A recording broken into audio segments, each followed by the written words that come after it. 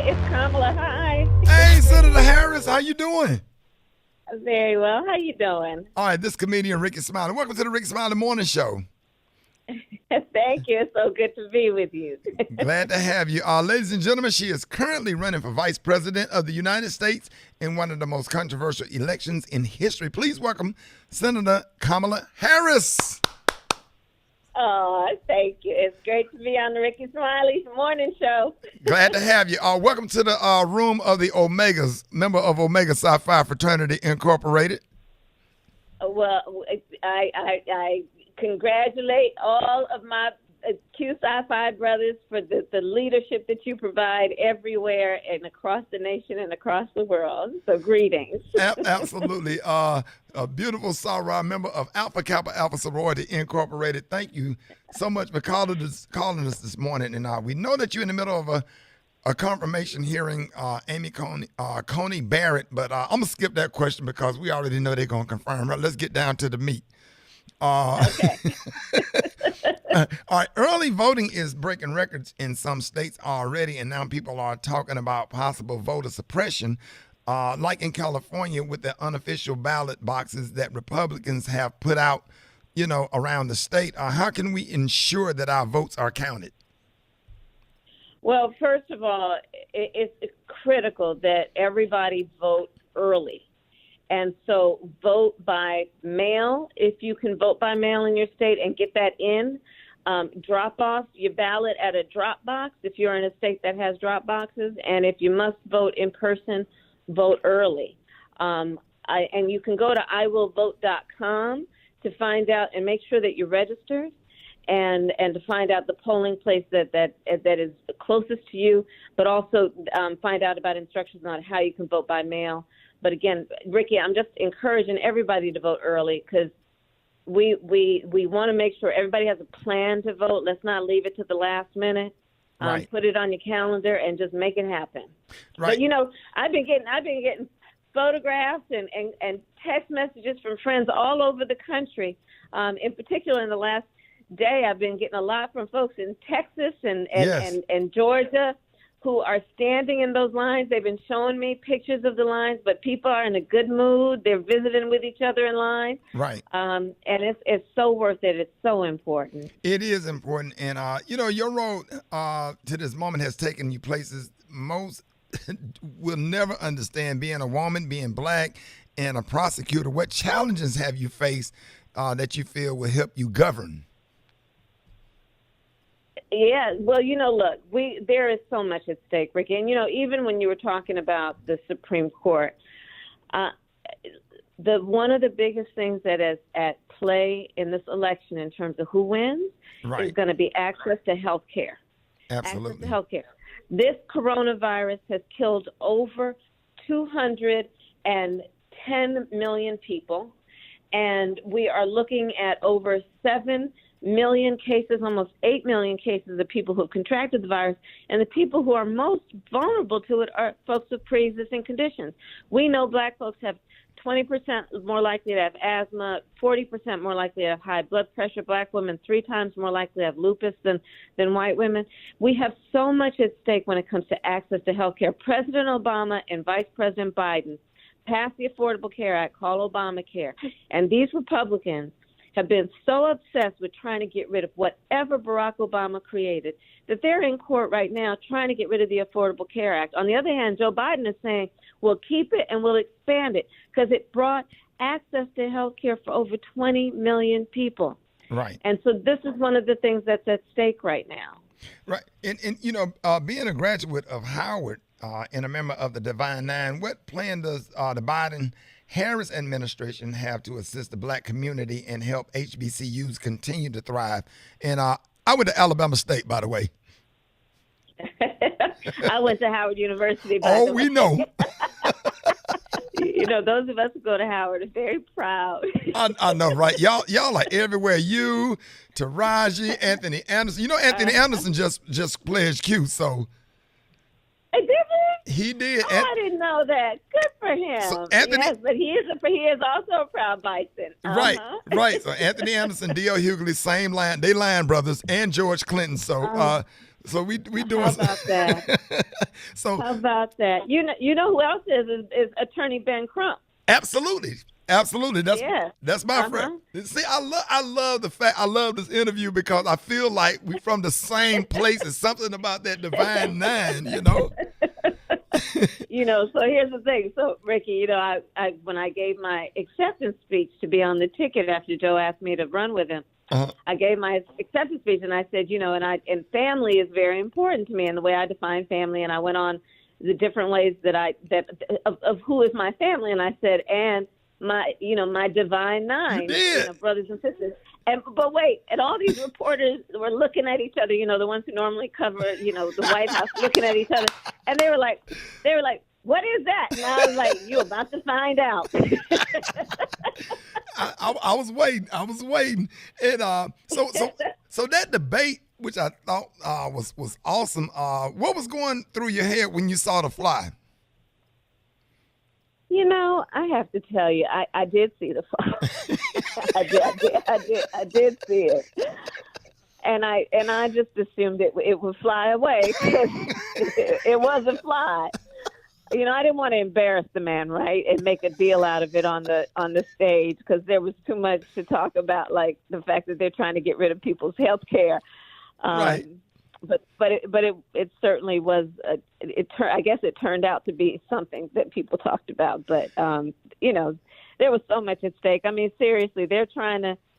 They're rolling back the clock on all of these rights. I talked about the fact that Donald Trump was on the debate stage and wouldn't condemn a white supremacist. Yeah, right. That's scary. I mean, had double down on it by saying, stand back and stand by. And that was on the heels of what he did around Charlottesville, which is to refuse to condemn neo-Nazis who were, spewing racial slurs and anti-Semitic slurs. And this is actually, Joe Biden was so outraged by Donald Trump saying fine people on both sides.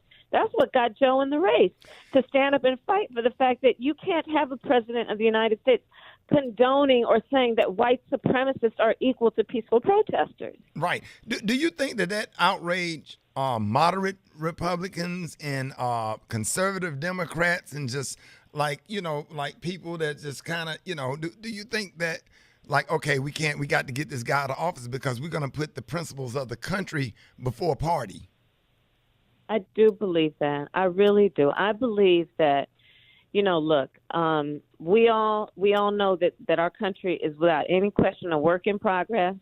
We hold dear the ideals on that Supreme Court that say equal justice under law, but we know we have not yet achieved that ideal, but we fight for it, right? And I think that people, regardless of if they're a conservative Democrat or a moderate Republican or anybody else, they want to believe that their president conducts themselves with dignity and with grace and with some acknowledgement of the seriousness of the position to elevate the people and to speak to, our better angels. And we've not seen that in Donald Trump. We've seen someone who has been absolutely, from my perspective, incompetent.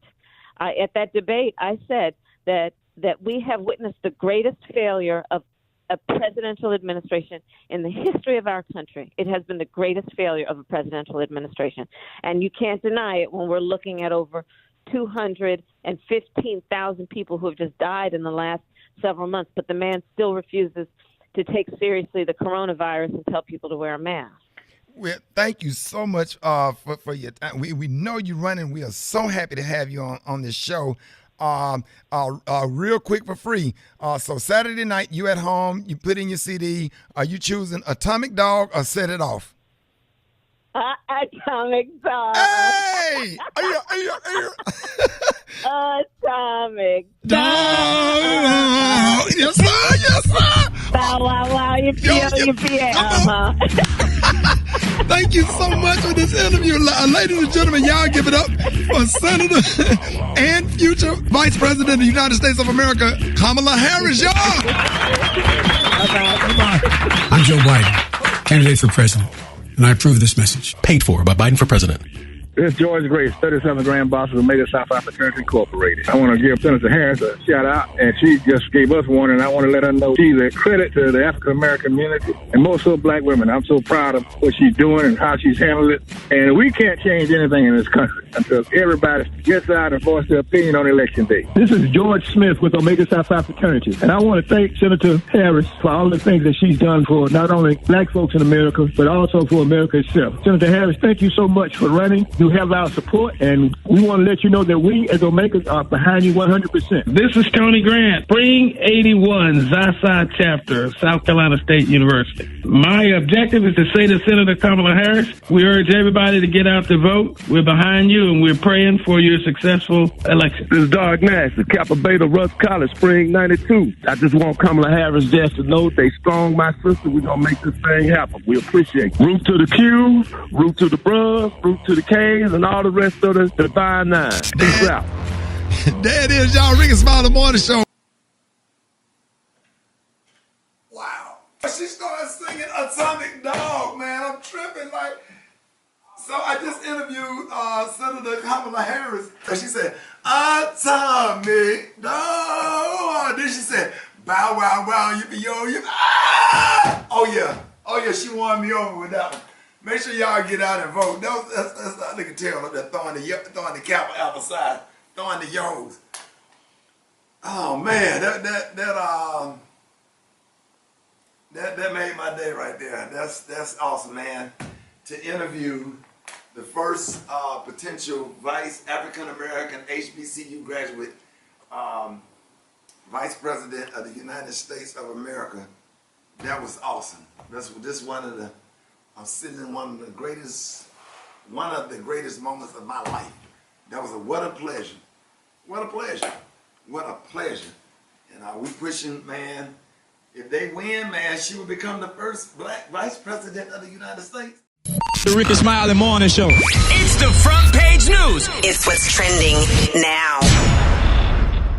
Ladies and gentlemen, we have Vice President-elect Kamala Harris on with us this morning. Hello, Mr. Smiley. How you doing? Miss Kamala Harris, I am... I couldn't do nothing but start laughing. I started thinking about you singing Atomic Dog on the last interview. And the brothers of Omega Psi Phi, we all appreciate the love. So thank you so much. You know what? Actually, I was another one of your Q brothers is running the United Medical Center where I took my vaccine. Oh, really? Yeah. See? He went to Howard. And is like second generation Howard Medical School. Yeah, real cool brother. But he's running the hospital. And so I was just with him today. See, y'all the mother pearl, the alpha chapter. Right, you know that. It's a lot going on. I just wish y'all could go to the White House today. It's so critical and sad right now. I feel so bad for you and President-elect Biden. We are prepared to act on day one, and we've been rolling out all of our plans, including how we're going to address COVID. But you're right, we're not in charge right now. And, you know, when I look at how many people are suffering, standing in food lines, waiting on their check, you know, there needs to be action, and we need it immediately. But we're going to have to wait for just another 3 weeks. Yeah, I know. And it seemed like forever, you know, as the COVID-19 numbers continue to soar around the country now. 2 vaccines are being distributed to Americans to help curb the virus spread. And you've already hit the ground running trying to help stop the spread of the virus. Now, there's a lot of people who want to take the vaccine but are concerned about the potential side effects. And you actually took the vaccine. How are you feeling? First of all, it's fast. It's a quick prick. Right. It is relatively painless. You know, it's a shot, but it's over in a hot minute. And I felt great, and I feel great, and I had no side effects. My arm was a little sore, but your arm is always a little sore after a shot, right? Right. But it is safe, and it is quick, and it saves lives. And I just want to encourage everyone to do what we know must be done. This is about saving the lives of ourselves, our family members, our community. And so when it's time for folks to have their turn to get the vaccine, I want to just encourage everyone to get vaccinated and to trust the scientists. I trust the scientists. That's why I did it. They both worked on developing the vaccine, and then different scientists approved the use of the vaccine. And again, It saves lives. And so let's make sure, knowing that, Black folks in America have been dying at a much higher rate, contracting COVID at a much higher rate. And as usual, for folks who were doing bad before, they're doing even worse during a crisis. And that is true for our community. But on the vaccine, let's make sure that we take advantage of the science, because, again, it's about literally saving life. Right. Now, your inauguration day is like right around the corner. Now, what's going to be the biggest hurdle for you when it comes to getting the vaccinations distributed? Well, we're going to be starting from behind, frankly, because, the Trump administration, their plan to distribute the vaccines has fallen behind. They said that by the end of the year, they'd have 20 million vaccines and vaccinations, and they've only reached just a little over 2 million. And we need to focus on getting those vaccines distributed to the communities that need them.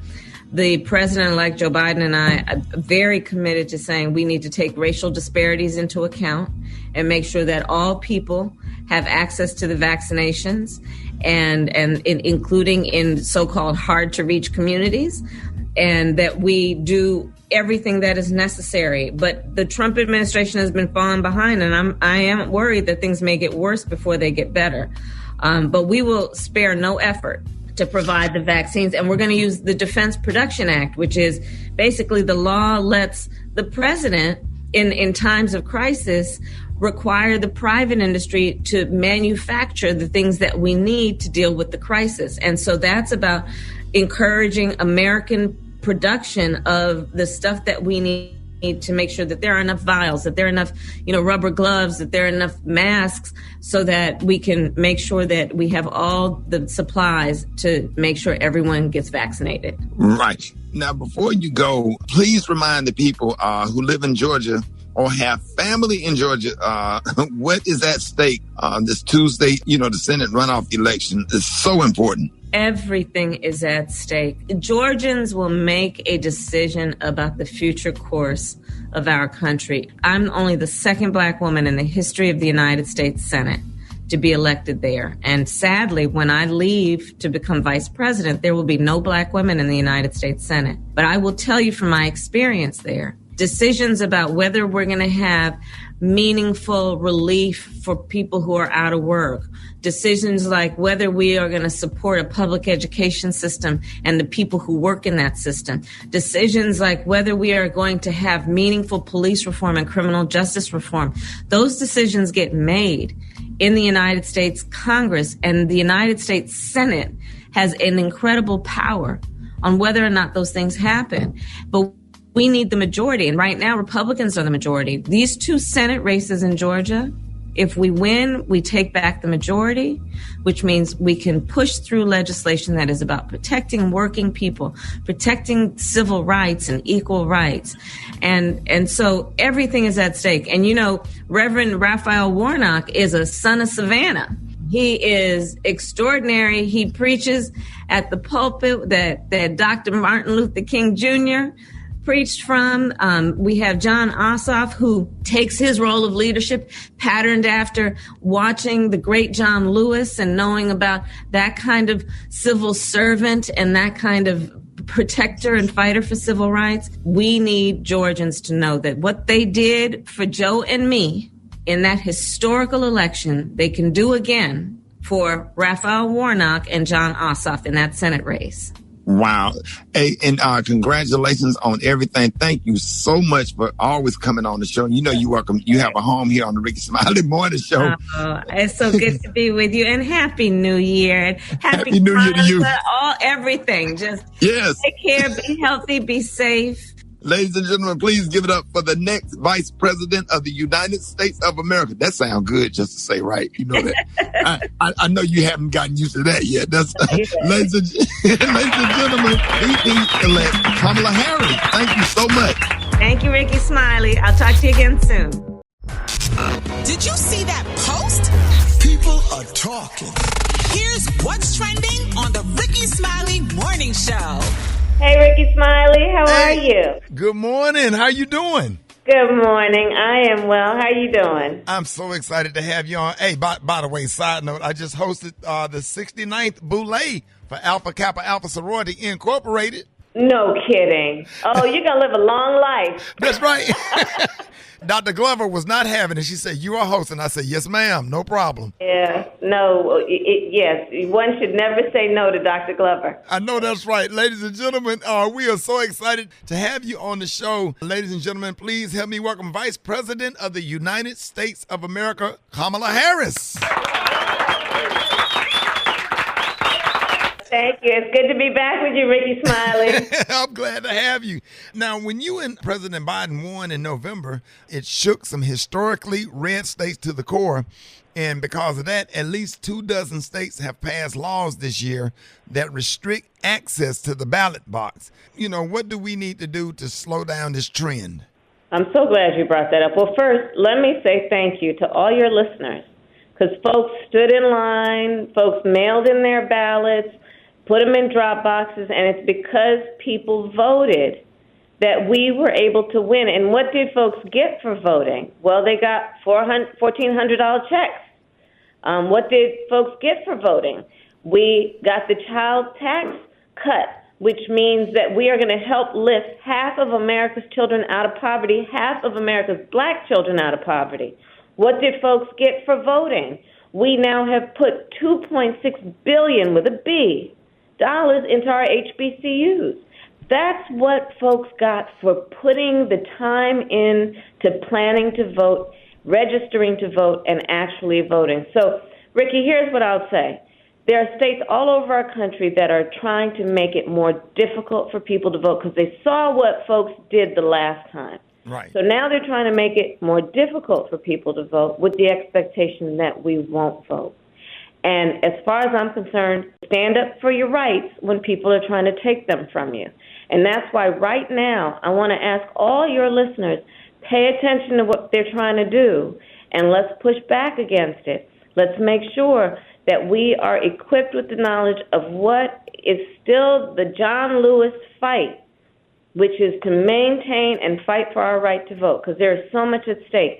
And when we vote and use that right, we unlock all the other rights, such as what we just talked about, the kinds of things that are about helping working families.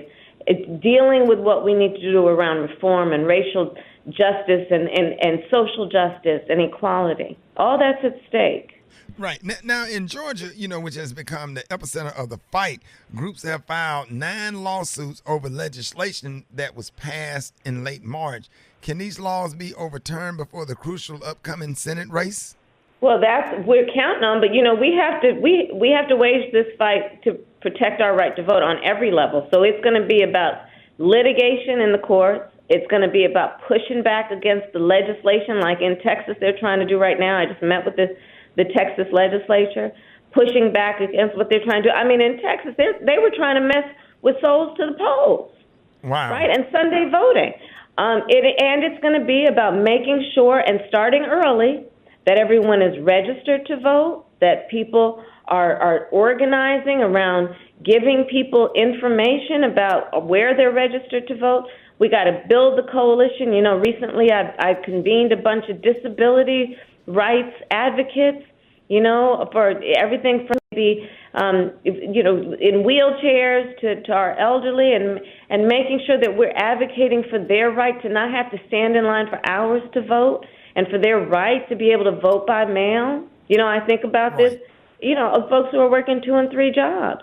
24-hour voting was helpful to them to be able to vote around their schedule. Well, there are legislators trying to take that away.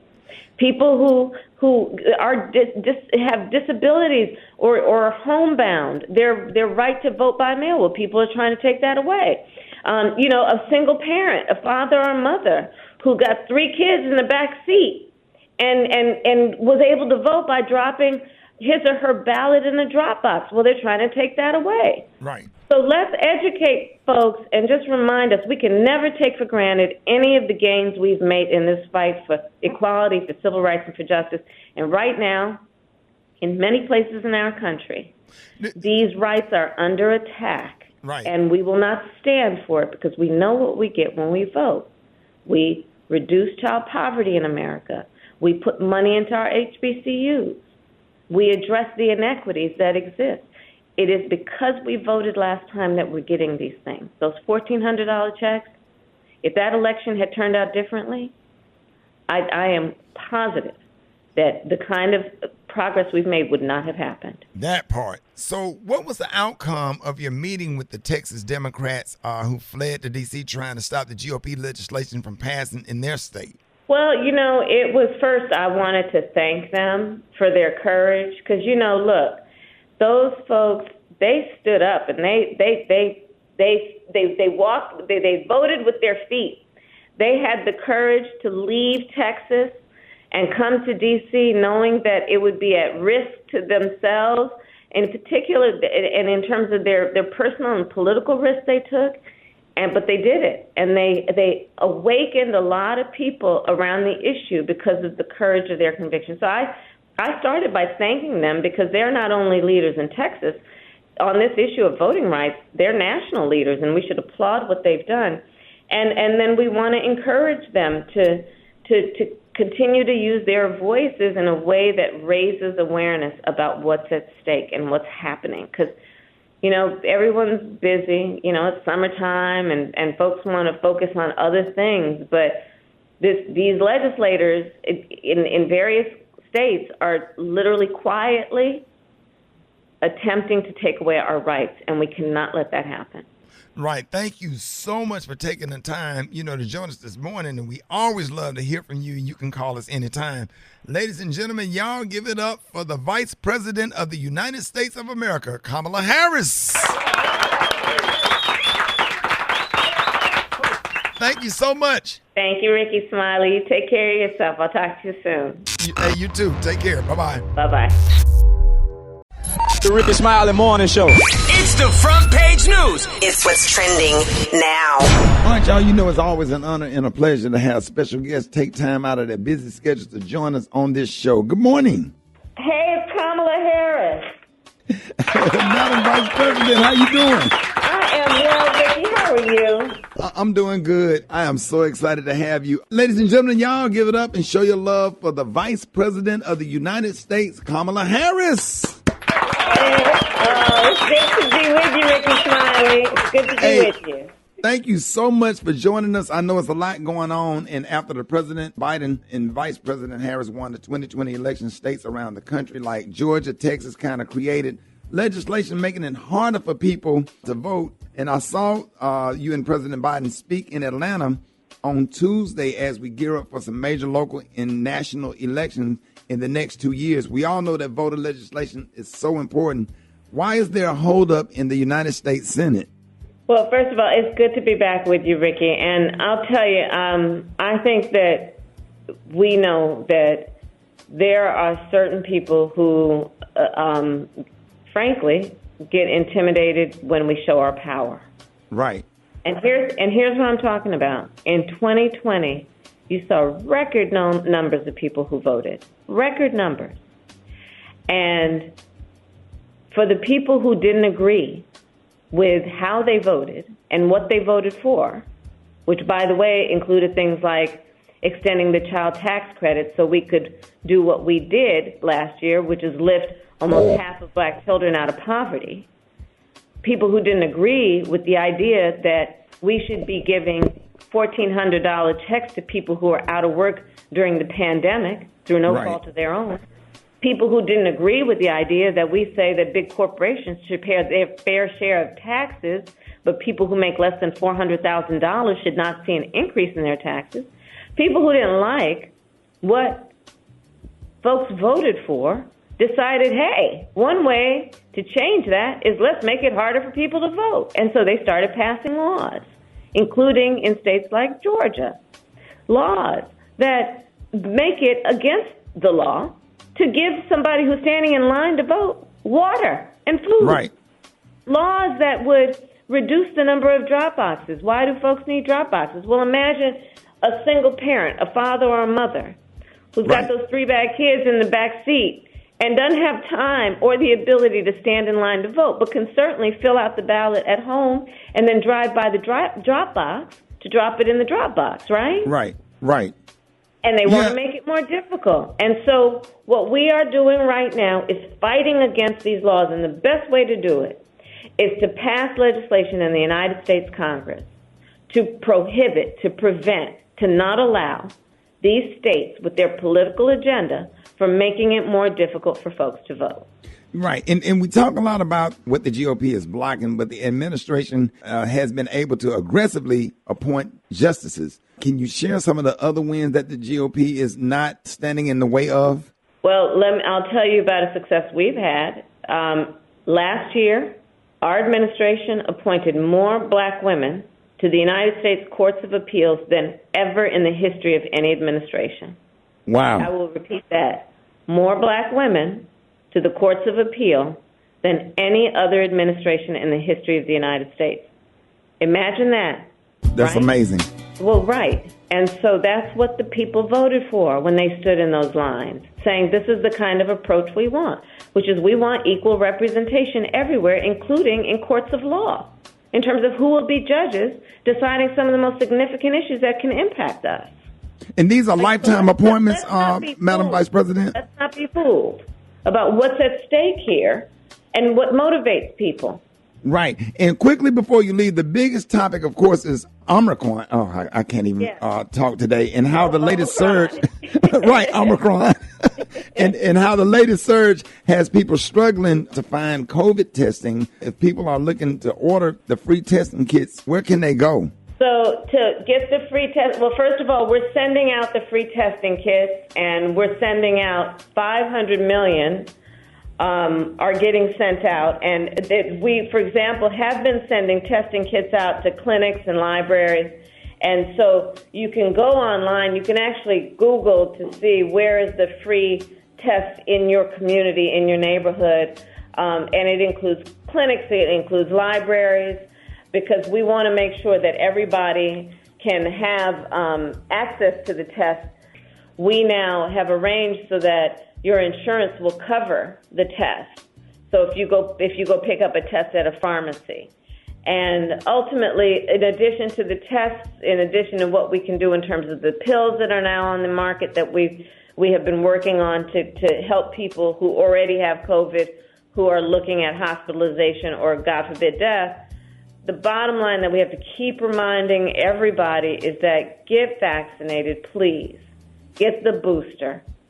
It will save you from being hospitalized. It will save you from possible death. And, you know, the bottom line is that well over 90% of the people who are currently hospitalized with COVID are people who have not been vaccinated. And we each have it within our power to go get vaccinated and to decide to save our lives and save our families from having to grieve any kind of loss like that. Hey, that's right. And thank you so much for joining us this morning, ladies and gentlemen. Y'all, please give it up for the Vice President of the United States of America, Kamala Harris. It's good to be with you, Rickey Smiley, and I'll talk to you soon.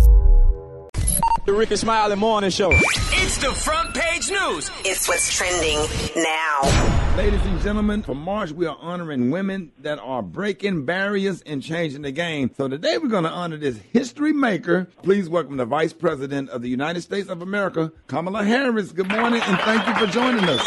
Good morning, Ricky. It's good to be back with you. Good morning, and to all your listeners. Absolutely. As we celebrate Women's History Month, we are so excited for you to join us this morning. You know, and for you personally, how does it feel to be someone who has such a significant impact in history? Well, you know, listen, my mother said to me many times, Kamala, you may be the first to do many things. Make sure you're not the last. And so the way I feel about it all is that while I am here, I have a duty and a responsibility to make sure that the door is wider and bigger, and the path is easier and wider for all those to follow. And so that's how I think about the position. And, you know, Women's History, we just did a reception at my house at the Vice President's residence and had all these extraordinary women leaders, Ricky. I mean, we had everyone from Megan Thee Stallion, who has been doing so much good work around her, using her voice on the issue of mental health,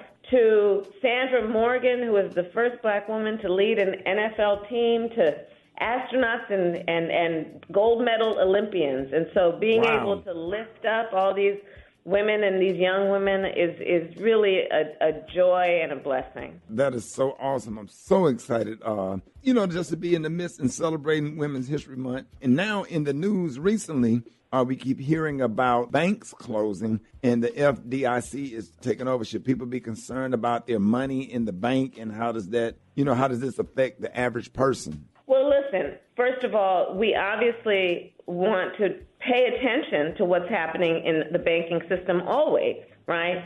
And I will say, though, that our banking system is intact, it is safe, and people should not be concerned about what happened in Silicon Valley as having a direct impact on their stability and financial stability. But I will tell you, I've been doing a lot of work over the last 2 years, and even before when I was in the United States Senate, to strengthen and get more money into our community banks. Because when you look at our community banks, they are, of course, in the community. They are run by people who understand the community and are a great source of support for our small businesses, which is about the creation of jobs, and it is about tapping into the creativity and the entrepreneurial spirit of our communities and making sure that people have access to capital. And so I'm going to continue to work on that and grow that work, because when I look at where we come from, where we live,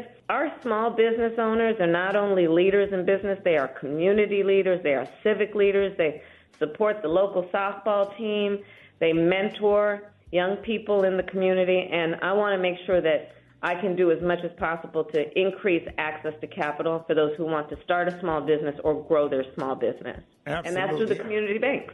Absolutely. So you've been very, very outspoken on women's productive rights, and I just want to know your thoughts on the direction, some states have started taking to ban such rights. Yeah, I have been traveling the country, and here's how I think about it. First of all, the United States Supreme Court, the court formerly of Thurgood Marshall, just took a constitutional right that had been recognized, Rickey, from the women of America. Yes, and we have, we stand on broad shoulders who marched and fought and died for freedom and for the expansion of rights. And this is a taking of a right that had been recognized. But not only that, when you think about it, here's the thing. Nobody should have their government tell them what they should be doing with their body. And right. I feel strongly you don't have to abandon your faith or deeply held beliefs to agree the government should not be telling her what to do with her body. And that fundamentally is this issue. And so we should all speak up and speak out about the right of people to make these decisions for themselves and not some politician to be making this decision for them. And that is fundamentally the issue at play. And it really does present a healthcare crisis, because what's happening is what you're going to see, and what we've already been seeing, is in those states that are banning the ability of women to have access to reproductive health care, well, the ones who can afford to travel and go to a state that allows them access, well, then they're going to be able to do it. But the ones who can't afford that bus ticket or that plane ticket and a hotel stay are going to be so much more desperate in terms of how they can and where they can get help. And that's going to lead to some, I think, really awful outcomes. So there are many ways to think about this issue, including the fact that we're going to see even more disparities when it comes to who has access to resources in terms of financial resources and how this issue plays out. Wow, absolutely. And I know you just spoke about hitting the road, and you're gearing up to head to Africa this weekend. Yes, ma'am. What are your plans there? And which part of Africa are you going to? So I'm so excited. We leave on Saturday, and I'm going to Ghana, to Tanzania, and to Zambia. And my grandparents actually lived in Zambia, and oh, wow. So I went to Africa to visit with them when I was a young girl, and I have not been back to the continent since. And so I'm really excited about this trip. But really, here's the main reason I'm so excited about it.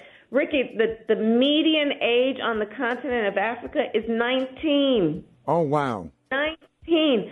By the year 2050, 2050, 1 in 4 people living on Mother Earth will be on the continent of Africa. Think about that. Wow. And what that means in terms of the incredible potential and talent that the world should be seeing and thinking about in terms of investing in that. So I'm going to Africa mainly to talk with African leaders about what we as the United States are prepared to do to have our role in investing in the future of that continent. And I think it's important always to remember there's a real intertwined history, of course, between the United States of America and the continent of Africa. And, you know, we will always remember and teach all of that is about painful, awful history. But there is also a history that is about pride and the culture and the traditions that so many of us have inherited because of that intertwined relationship.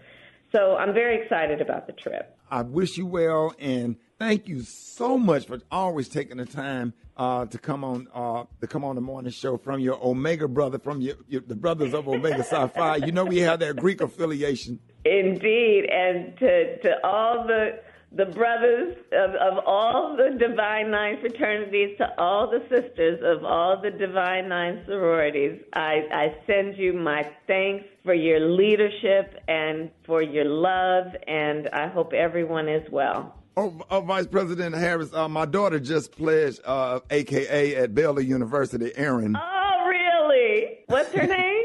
Erin Smiley. Please tell Soror Smiley I send my love to her, and congratulations. Congratulations for being a member of Alpha Kappa Alpha Sorority Incorporated. Yes. Thank you so much, ladies and gentlemen. Y'all give it up for the Vice President of the United States of America, Kamala Harris. Thank you so much. We love you and we appreciate you. Love you back. You take care. I'll talk to you soon.